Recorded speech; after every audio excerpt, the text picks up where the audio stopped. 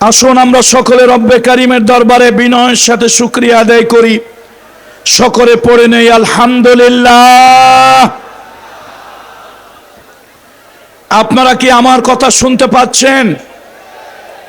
আমার মনে হয় আমার বাম পাশে স্টেজের ডান পাশে যেই সকল বন্ধুরা আছেন, আমি আপনাদেরকে অনুরোধ করছি আল্লাহর হস্তে মাহফিলের শান্তি শৃঙ্খলা বজায় রাখার স্বার্থে আপনারা অনুগ্রহপূর্বক একটু শান্ত হয়ে যান প্লিজ। মিডিয়ার বন্ধুরা অনেক দূর থেকে এসেছে,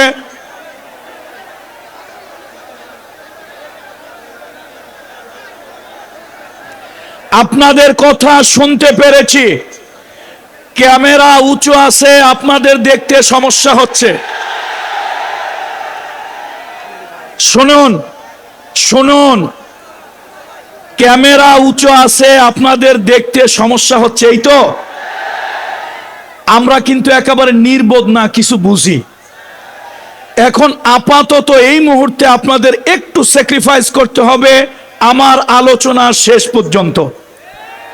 দয়া করে যদি আপনারা এরপরও কথা বলেন, তাহলে আমি মনে করি আপনারা মাহফিলের কল্যাণ চাচ্ছেন না, মাহফিলের অকল্যাণ চাচ্ছেন, মাহফিলের শৃঙ্খলা চাচ্ছেন না, মাহফিলের মধ্যে একটা বিশৃঙ্খল অবস্থা চাচ্ছেন। সুতরাং আমার বক্তব্যের শেষে আজকের মাহফিলের যারা আয়োজক, বিশেষ করে আমাদের নিয়ামতুল্লাহ নিজামী, সে এবং তার সহযোগীরা সিদ্ধান্ত নেবে এই মিডিয়ার ব্যাপারে কি করা যায়। যেহেতু আপনারা তো স্বচক্ষে মাহফিল দেখতে পাচ্ছেন, কিন্তু সারা বাংলাদেশ আজকে পেকুয়ার মাঠের দিকে তাকিয়ে আছে। আপনাদেরকে নিয়ে আমার অনেক দূরে যেতে হবে। সুতরাং ছোট্ট একটা ক্যামেরার মধ্যেই যদি আপনারা আটকে থাকেন, তাহলে আপনাদেরকে নিয়ে বেশি দূর যাওয়া যাবে না। শোনেন, এই ক্যামেরা ছিল বলে সচিবালয় হাসিনার প্রেতাত্মারা আগুন দিয়েছে, তা জানতে পেরেছি। এই ক্যামেরা মিডিয়া যদি না থাকতো, তাহলে হাসিনা ইন্ডিয়ায় পালিয়ে গিয়েছে, তার প্রেতাত্মারা সচিবালয়ে বসে বসে নানান ধরনের কুটকৌশল চালাচ্ছে, তা বুঝতে পারতাম না। সুতরাং ক্যামেরা মিডিয়ার প্রয়োজন আছে।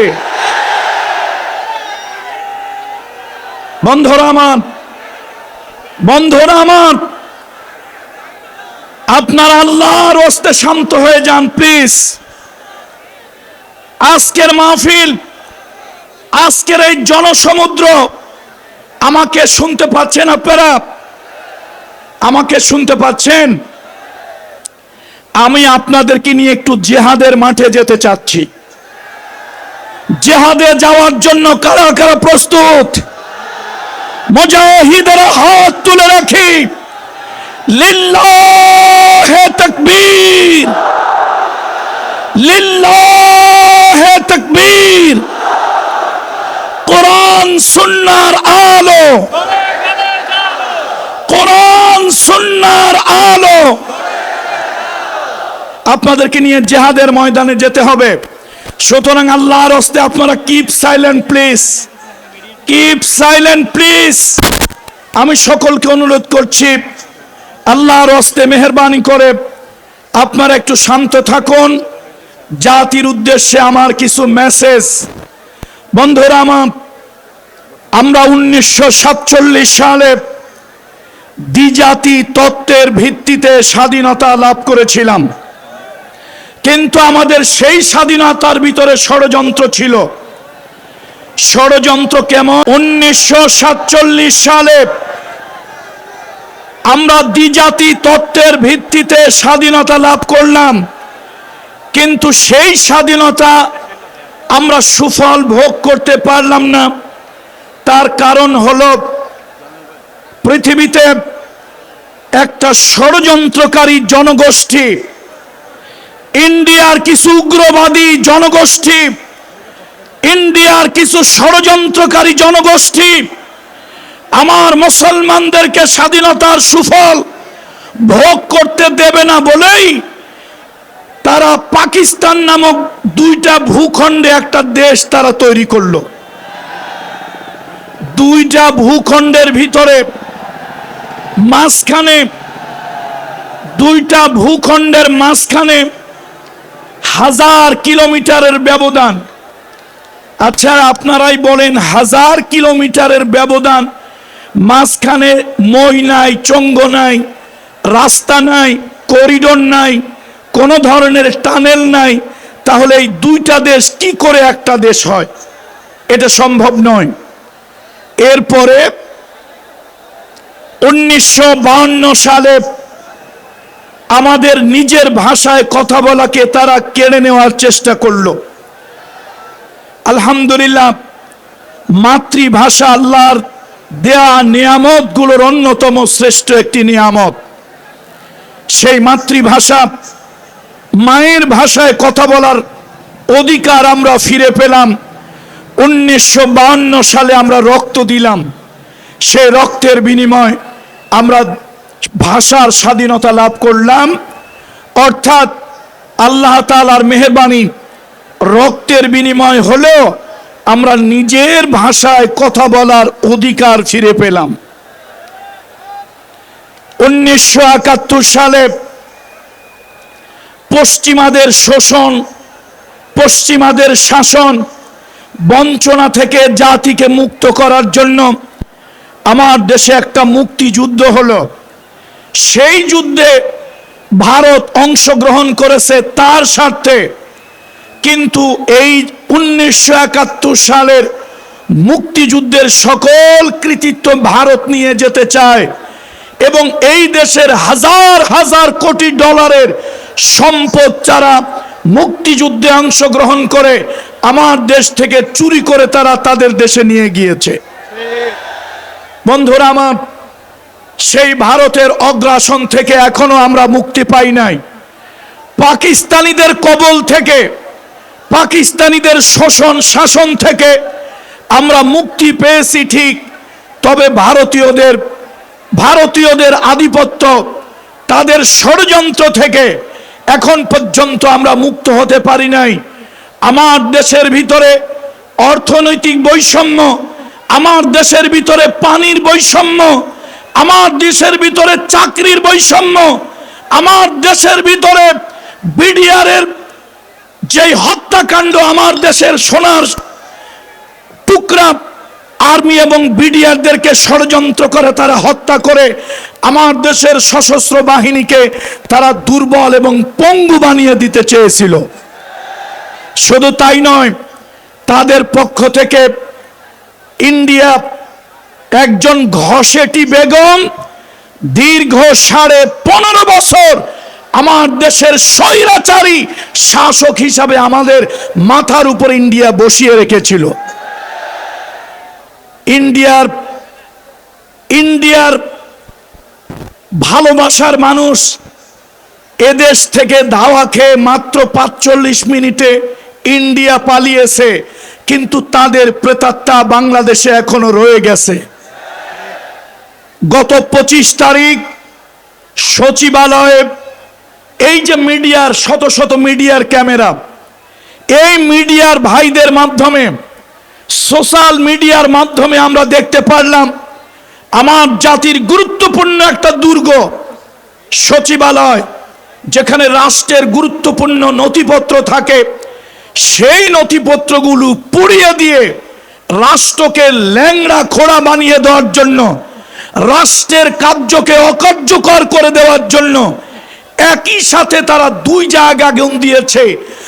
ইলেকট্রিক শর্ট সার্কিট যদি হয় তাহলে আগুন এক জায়গায় লাগবে, এক জায়গা থেকে ছড়িয়ে পড়বে চতুর্দিকে, কিন্তু একই সাথে ইলেকট্রিক শর্ট সার্কিট 2 দিকে আগুন একই সাথে লাগতে, তাহলে এই আগুন লাগেনি, আগুন কিছু উদ্দেশ্য প্রণোদিত কিছু শকুনেরা আগুন লাগিয়ে দিয়েছে। সুতরাং আপনারা কিন্তু দেশ এখনো পুরোপুরি স্বাধীন হয় নাই। আমার দেশের আর্মি, আমার দেশের র্যাব, আমার দেশের পুলিশ প্রশাসন তারা চেষ্টা করতেছে, কিন্তু আওয়ামী লীগের অথবা সেই স্বৈরাচারীর পতিত সরকারের দুই চারটা দোসর তো এখনো আছে। ভাইরা আমার, শয়তান যেরকম মরে নাই, শয়তানের ছেলেরাও দুনিয়া থেকে এখনো বিদায় হয় নাই। সুতরাং ষড়যন্ত্র ছিল, ষড়যন্ত্র আছে, ষড়যন্ত্র থাকবে। এই ষড়যন্ত্রের মোকাবেলা করে আমাদেরকে সামনের দিকে এগিয়ে যেতে হবে। বলুন ইনশাআল্লাহ। একটুখানি জিকির করি, লা ইলাহা ইল্লাল্লাহ, লা ইলাহা। আমি মনে করি আজহারি সাহেব আসার আগে মাহফিলের সাউন্ড সিস্টেম ভালো হওয়া দরকার। আমরা চিল্লায় চিল্লায় কথা বলতেছি, আসলে চিল্লাইয়া মার্কেট পাওয়া যায় না। চিল্লাইয়া কি পাওয়া যায় না? মার্কেট পাওয়া যায় না। এই জন্য শান্তভাবে কথা বলতে হবে। আর শান্তশিষ্টভাবে কথা বলতে গেলে সাউন্ড সিস্টেমটা সুন্দর হতে হবে। আমি মাহফিল নেয়ামতুল্লাহ নিজামী সাহেব সহ মাহফিলের যারা সার্বিক তত্ত্বাবধানে, মাহফিলের সার্বিক দায়িত্বে যারা আছেন, সাউন্ড সিস্টেমে এই পর্যন্ত যত বক্তা কথা বলেছেন, কেউ হৃদয়ের তৃপ্তি নিয়ে কথা বলতে পারেন নাই, আমার বিশ্বাস, আমিও পারছি না। সুতরাং কথা যেন সুন্দর করে বলা যায়, আয়েশ করে বলা যায়, কথা যেন রিল্যাক্স মোডে বলা যায়, সেই ব্যবস্থাটা দয়া করে করুন। প্রয়োজনে আমাকে কোরবানি দিয়ে হলেও করুন, তারপরও পরবর্তী বক্তারা যেন কথা শুনতে পারে। কথা ঠিক কিনা বন্ধুরা? কালামুল্লাহ শরীফ থেকে তেলাওয়াত করেছি। আল্লাহ তাআলা কোরআনুল কারীমের ভিতরে ইরশাদ করেছেন, ইউরিদুনা আন ইউতফিউ নূরাল্লাহি বিআফওয়াহিহিম। আল্লাহ তাআলা বলেন, বাতিলেরা, ইসলাম বিদ্বেষী শক্তিরা তাদের মুখের ফুৎকার দিয়ে আল্লাহর দ্বীনকে তারা নিভায় দিতে চায়, আল্লাহর দ্বীনকে তারা দুনিয়া থেকে মিটায় দিতে চায়। ওয়া ইয়াবাল্লাহু ইল্লা আন ইউতিম্মা নূরাহু। আর আল্লাহ তো কেবল চান তার দ্বীন সারা দুনিয়ায় ছড়িয়ে পড়ুক। আল্লাহ চায় তার দ্বীন সারা দুনিয়ায় বিজয়ী হোক। ওয়ালাউ কারিহাল কাফিরুন। কাফেরদের কাছে যতই অপছন্দ লাগুক। হুয়াল্লাযী আরসালা রাসূলাহু। আল্লাহ তাআলা তিনি তার রাসূলকে প্রেরণ করেছেন বিল হুদা, সত্য হেদায়েত দিয়ে, অদীনিল হক, সত্য ধর্ম সহকারে, লিইউযহিরাহু আলাদ দ্বীন কুল্লি। এই দুনিয়ায় যত বাদ মতবাদ আছে, সব বাদ মতবাদের উপরে দ্বীনকে বিজয় করার জন্য আল্লাহ তাআলা সত্য দাওয়াত, সত্য ধর্ম দিয়ে, সত্য দাওয়াত দিয়ে রাসূল সাল্লাল্লাহু আলাইহি ওয়াসাল্লামকে আল্লাহ তাআলা পাঠিয়েছেন। আর এই দ্বীন বিজয়ী হবে ওয়ালাউ কারিহাল মুশরিকুন, যদিও তা মুশরিকদের কাছে অপছন্দ লাগে। আজকে সারা দুনিয়ায় মুসলিম মিল্লাতের ভিতরে এক নব জাগরণ আসতেছে। আমাদের নতুন জেনারেশন ইসলামের দিকে ঝুঁকে পড়তেছে। এদেশের তাগুত বাতিল শক্তি এটা কোনোভাবেই মেনে নিতে পারছে না। তাম দুনিয়ার মুসলমানদেরকে, যুব সমাজকে দ্বীন থেকে দূরে রাখার জন্য, দ্বীন থেকে মাহরুম রাখার জন্য, তাদেরকে ইসলাম থেকে অন্য মতাদর্শের দিকে ঝুঁকিয়ে দেওয়ার জন্য তাম দুনিয়ার বাতিল শক্তিগুলি নানান ধরনের চক্রান্ত, নানান ধরনের ষড়যন্ত্র তারা করতেছে। এই ষড়যন্ত্রের মোকাবেলায়, এই চক্রান্তের মোকাবেলায় আমাদেরকে দ্বীন ইসলামকে বিজয়ী করতেই হবে।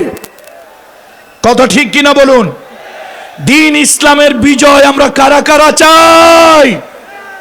আবেগ দিয়ে কি দ্বীন ইসলামের বিজয় হবে? আবেগ দিয়ে নয়, বিবেক দিয়ে কাজ করতে হবে। বাতিলের মোকাবেলায় মুসলমানদের শক্ত দুর্গ গড়ে তুলতে হবে, তাহলেই আল্লাহর দ্বীনকে এই দুনিয়ার ভিতরে বিজয় করা সম্ভব হবে। পৃথিবীতে যত মতাদর্শ আছে, পৃথিবীতে যত মতাদর্শ আছে, সব মতাদর্শের উপরে ইসলামকে বিজয় করার জন্যই আল্লাহ তাআলা ইসলামকে পৃথিবীতে পাঠিয়েছেন। আল্লাহ তাআলা ইসলামকে দিয়েছেন।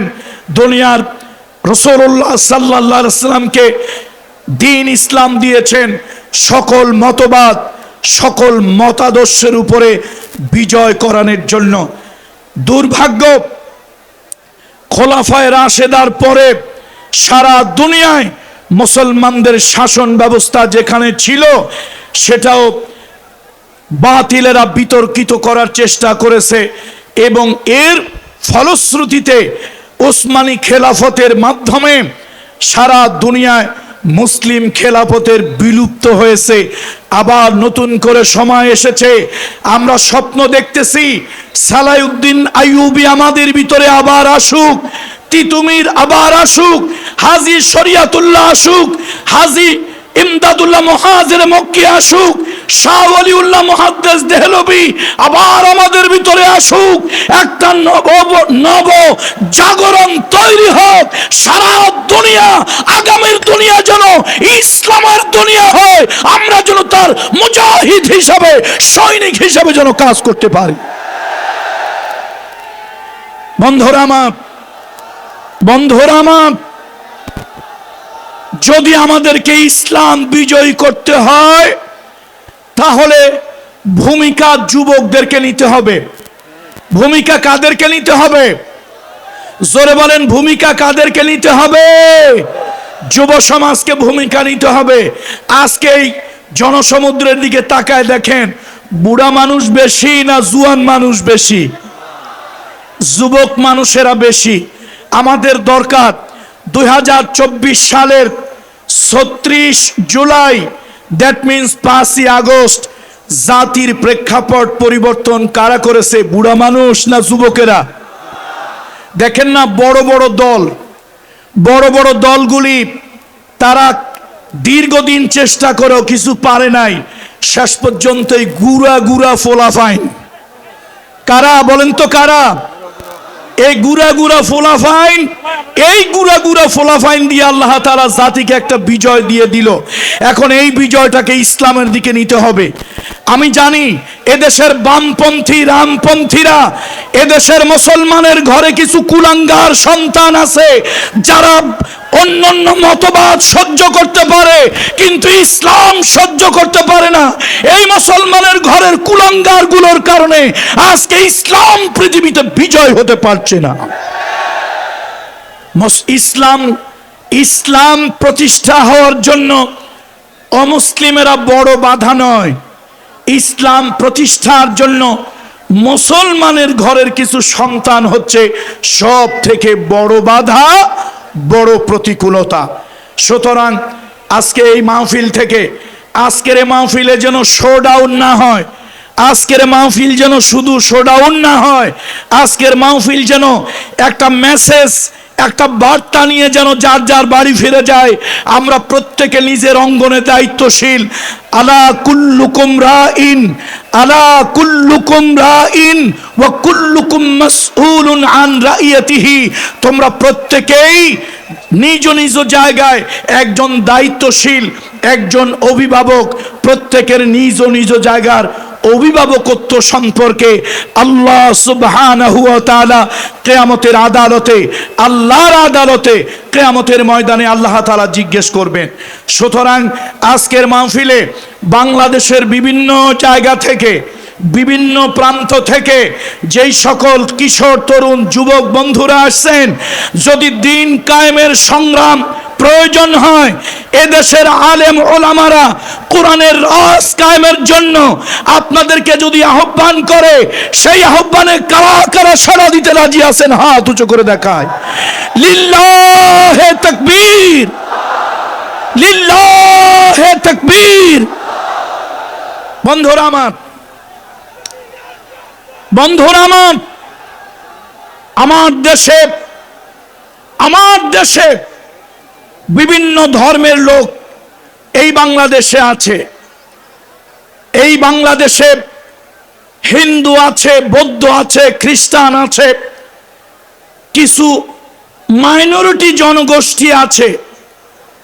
আমরা তাদের উদ্দেশ্যে বলতে চাই আজকের এই মিডিয়াকে সামনে রেখে, ইসলাম প্রতিষ্ঠা হলে এ দেশের মেজরিটি পার্সেন্ট নাগরিক মুসলমান, তাদের জন্য যদি ইসলাম রাষ্ট্রীয়ভাবে প্রতিষ্ঠা হয়, কোরআনের আইন যদি কোনো এই সমাজে কায়েম হয়ে যায়, তাহলে আমি বলবো সব থেকে বেশি উপকৃত হবেন আমার অমুসলিম ভাই বোন বন্ধুরা।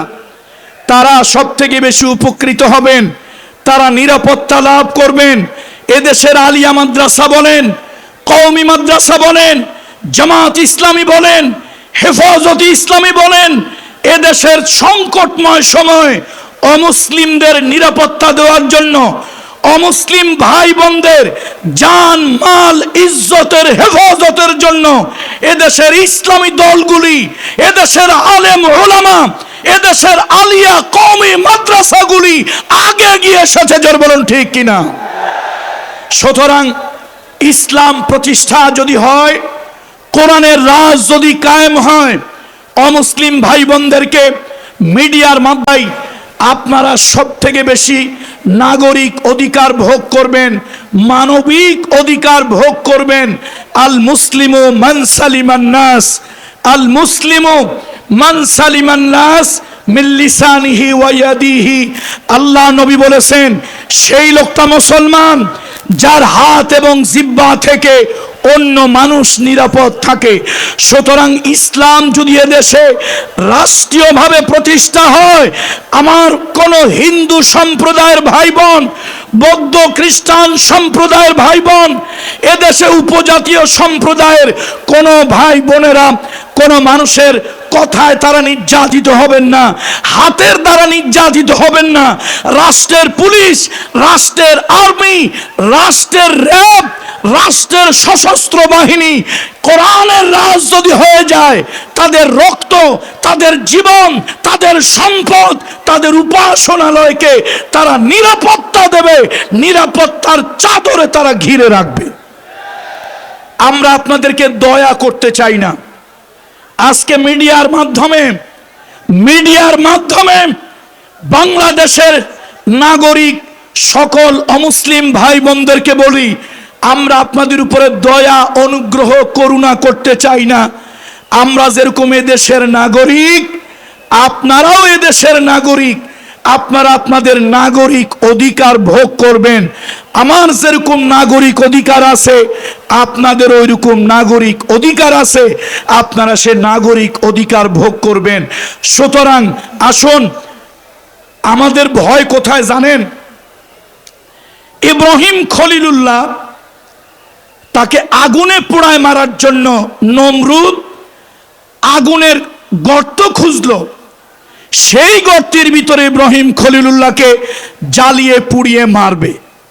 আচ্ছা, ইব্রাহিম খলিলুল্লাহ মানুষ কয়জন? পাস্ট ইজ পাস্ট, যা গেছে গেছে। আগামী বছর এই পেকুয়া সমাজ উন্নয়ন পরিষদ এবং মরহুম মাওলানা শহীদুল্লাহ স্মৃতি সংসদ আগামী বছর যদি এই জনতার মিলন মেলা তারা যদি করে, তাহলে তারা সাউন্ড সিস্টেমের ব্যাপারে আরো তারা সতর্ক হবেন। আরো দক্ষ ব্যক্তি দিয়ে, সাউন্ড ভালো, মাইক ভালো, কিন্তু সেটিংয়ের সমস্যা তাদের হয়েছে। এই সাউন্ড সিস্টেমটা যথাযথ সেটিং না হওয়ার কারণে, যার কারণে কোনো বক্তাই মনের তৃপ্তি, মানসিক শান্তি নিয়ে কেউ কথা বলতে পারছে না। আর শ্রোতারাও যদি মনের শান্তি নিয়ে কথা না শুনে, তাহলে তাদের মধ্যে কথাগুলি দিলের ভিতরে আসর হয় না, তাসির হয় না। আমরা দোয়া করব মরহুম মাওলানা শহীদুল্লাহর জন্য। তিনি ইন্তেকাল করেছেন, আল্লাহ তাআলা হঠাৎ তাকে ডেকে নিয়েছেন। একেবারে তরতাজা মানুষ। আমার সাথে আমি এসেছিলাম, আমাকে তিনি মেহমানদারি করিয়েছেন, আমার সাথে অনেক গল্প করেছেন, কিন্তু সেই তরতাজা মানুষটা হঠাৎ আল্লাহ তাআলার ইচ্ছা, ইযা জাআ আজালুহুম লা ইস্তাখিরুনা সাআতাও ওয়া লা ইস্তাকদিমুন। আল্লাহ যখন কারো মৃত্যুর জন্য সময় নির্ধারণ করে রাখে, এক মুহূর্ত আগেও হয় না, এক মুহূর্ত পরেও হয় না, এক সেকেন্ড আগেও হবে না, এক সেকেন্ড পরেও হবে না। মানুষের জীবনের একটা বাস্তব সত্য হলো কুল্লু নাফসিন যায়িকাতুল মাউত। মৃত্যু হচ্ছে মানুষের জীবনের বাস্তব সত্য, মৃত্যু হচ্ছে মানুষের জীবনের ইউনিভার্সাল ট্রুথ। এই দুনিয়ায় টাকা পয়সা, বাড়ি গাড়ি, ধন দৌলতের মালিক হওয়া, ক্ষমতার মালিক হওয়া, এটাই দুনিয়ার সফলতা নয়। আল্লাহ তাআলা বলেন ফামান যুহজিহা আনিন নার ওয়া উদখিলাল জান্নাহ ফাকাদ ফাজা ওয়া মাল হায়াতুদ দুনিয়া ইল্লা মাতাউল গুরুর। আল্লাহ তাআলা বলেন মৃত্যুর পরে কিয়ামতের দিন মানুষের ভালো মন্দের প্রতিদান দেওয়া হবে। মৃত্যুর পরে কিয়ামতের দিন মানুষের ভালো মন্দের প্রতিদান দেওয়া হবে। যারা নাকি ভালো করবে, অথবা আল্লাহ তাআলা যাদেরকে জাহান্নাম থেকে পরিত্রাণ দিয়ে আল্লাহ তাআলা যাদেরকে জান্নাতমুখী করবেন, এবং আল্লাহ তাআলা যাদেরকে জাহান্নাম থেকে বাঁচিয়ে জান্নাত দান করবেন, ফাকাদ ফাজা, ওই মানুষগুলোই হলো প্রকৃত সফল। সুতরাং আখেরাতের জীবনের সফলতাই হলো আসল সফলতা, আখেরাতের জীবনের সফলতাই হলো মূল সফলতা, আখেরাতের জীবনের ব্যর্থতাই হলো জীবনের বড় ব্যর্থতা। যারা নাকি বামপন্থী, যারা নাকি নাস্তিক, তাদের কাছে দুনিয়াটা আসল, আর যারা ইমানদার মুমিন তাদের কাছে আখেরাতটাই আসল। কথা ঠিক কিনা? যারা বামপন্থী, যারা নাস্তিক, তাদের কথা হলো এই বেলা ভাই মদ খেয়ে নাও, কাল নিশীথের ভরসা কই, চাঁদনি জাগিবে যুগ যুগ ধরে, আমরা তো আর রব না সই, দুনিয়া কো মজা লেলো দুনিয়া তোমারি হ্যায়। এই দুনিয়ার মজা নাও, এই দুনিয়ার আনন্দ নাও। সুতরাং যা ইচ্ছা তাই করো, ফুর্তি করো, আনন্দ করো, যা মনে লয় তাই খাও, যেখানে ইচ্ছা সেখানে যাও। এটা হলো যারা নাকি ভোগবাদী, দুনিয়াবাদী। আর যারা পরকালীন চিন্তা, পরকালের ভাবনা, আখেরাতের ভাবনা, আখেরাতের চিন্তা যাদের, তারা মনে করে এই দুনিয়াটাই আমার সব কিছু নয়, এই দুনিয়াটাই আমার সব কিছু নয়, দুনিয়াটা হলো আখেরাতের শুরু, দুনিয়াটা হলো পরকালের শুরু। সুতরাং সে আখেরাতের জন্য সব কিছু করে। ইন্না সলাতি ওয়া নুসুকি ওয়া মাহইয়ায়া ওয়া মামাতি লিল্লাহি রাব্বিল আলামিন। যারা নাকি আসলে আল্লাহ বিশ্বাসী, পরকালের চেতনায় বিশ্বাসী, তাদের নামাজ, তাদের রোজা, তাদের হজ, তাদের যাকাত, তাদের আন্দোলন, তাদের সংগঠন, তাদের রাজনীতি, তাদের মিছিল, তাদের মিটিং, সব কিছু আল্লাহর জন্য হয়, পরকালকে কেন্দ্র করে, পরকালকে চিন্তা করে হয়। সুতরাং আমরা পরকালীর চিন্তা চেতনায় বিশ্বাসী। বলুন আমরা কোন চিন্তা চেতনায় বিশ্বাসী? আওয়াজ দিয়ে বলুন আমরা কোন চিন্তা চেতনায় বিশ্বাসী? আমরা পরকালীন চিন্তা চেতনায় বিশ্বাসী। সুতরাং আমাদের লক্ষ্য হলো পরকাল, টার্গেট হলো পরকাল। আর দুনিয়াও মাজরাতুল আখিরা, আর দুনিয়াও মাজরাতুল আখিরা। আখিরাতের ক্ষেত হলো দুনিয়া। আমরা এই দুনিয়ায় যা কিছু করব আখিরাতের জন্যই করব, রাজনীতি করব আখিরাতের জন্য করব, আন্দোলন করব আখিরাতের জন্য করব, মারপিট করব আখিরাতের জন্য করব, মৃত্যুবরণ করা লাগলে আখিরাতের জন্য মরব, বাঁচতে হলে আখিরাতের জন্য বাঁচবো, অন্যায় সহ্য করতে হলে আখিরাতের জন্য সহ্য করতে হবে, জালিমের কণ্ঠ চেপে ধরতে হলে আখিরাতের জন্য ধরবো। কথা ঠিক কিনা বলেন? সুতরাং আমাদের যা কিছু আখিরাত কেন্দ্রিক, আমাদের যা কিছু পরকাল কেন্দ্রিক। আমরা এই দুনিয়ার জন্যই সব কিছু করি না। আমরা কি দুনিয়ার জন্য সব কিছু করি? আমাদের সব কিছু আখিরাতমুখী হওয়া দরকার, আখিরাতের চিন্তাই হওয়া দরকার। আল্লাহ তাআলা সেই তৌফিক দান করুন। বলেন আল্লাহুম্মা আমিন, আল্লাহুম্মা আমিন। সব হইয়েন, তবে সালমান এফ রহমানের মতো প্রতারক হইয়েন না। দেখছেন বেটার মুখে কি সুন্দর দাড়ি, মানুষ 1 নম্বর 2 নম্বর 6 নম্বর যাই হোক ছিল। কথা ঠিক কিনা বলেন? যদি প্রকৃত রসুলের সুন্নত পরকালীন জীবনের চিন্তা আদর্শের কারণে নবীজির সুন্নত দাড়ি রাখতো, ফাঁসির মঞ্চেও যদি তাকে নেওয়া হতো সে বলতো ফাঁসির রশি গলায় পড়তে রাজি আছি, নবীজির সুন্নত দাড়ি খুর দিতে রাজি নাই। ঠিক না? অথচ অবৈধ পয়সা বৈধ করে দেশ ছেড়ে পালানোর জন্য কি করছে বাটপারে? কি করছে? আরে কথা কয় না, বাটপারে কি করছে? কি সুন্দর বার্নিশ করছে না? মাশাআল্লাহ। আমার শিল্পী বলতেছে বার্নিশ করছে। তো আল্লাহ তাআলা এই জাতীয় বাটপারি করার নয়, আমাদেরকে যা কিছু করি প্রকৃত অর্থে পরকাল কেন্দ্রিক করার তৌফিক দান করুন। আমি আর কথা বাড়াবো না, বক্তা আসছে, আমি আর কথা বাড়াতে চাচ্ছি না।